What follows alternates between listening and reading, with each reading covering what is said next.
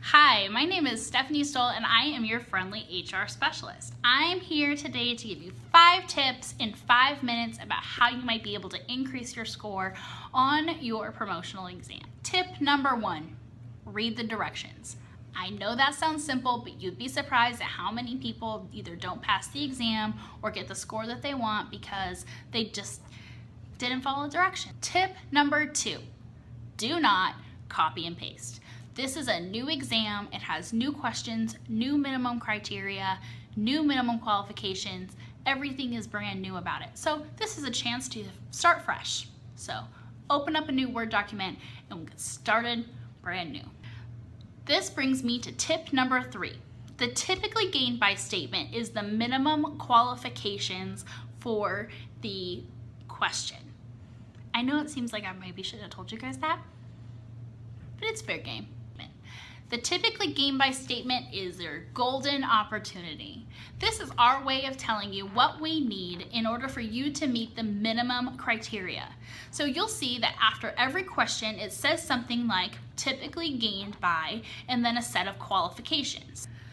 That brings me to tip number 4. Structure your response into sections: training, education, and experience. When the subject matter expert is looking for training, they'll go to that section. When they're looking for education, they can see your education section and then experience. You'll also notice in that section that it'll give you a little bit of tips about how to structure your response and how you might be able to increase your score on that question if you have additional training. We want to make sure that the subject matter expert can easily tell how long you have worked in that position. So give them the month that you started and the end, or present if it's still continuing.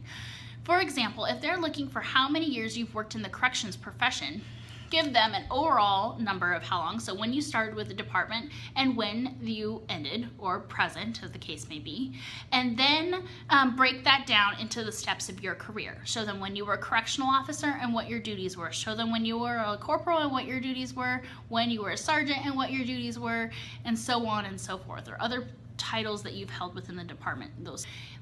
Make sure that the training that you are talking about is relevant to the question. So for example, if the question is about how you have gained experience training other staff, we are looking for your experience training other people, not necessarily the training that you have received in your position. Something like instructor development or field training officer training, those are probably going to be good things to put. If the question asks for hours, put the hours of your training. If the question asks for credits, like education, post-high school education, then it is asking for credits. So put down how many credits you earned, what the class was, what the subject was, and a brief description of the course. If the question is asking about your work experience, it is asking about full-time work experience. So make sure that you put down the month and year that you started and the month and year that you ended. Make it easy for the subject matter expert to put together that. Tip number 5, remember that the subject matter expert knows the job, but that they don't know you or what you do.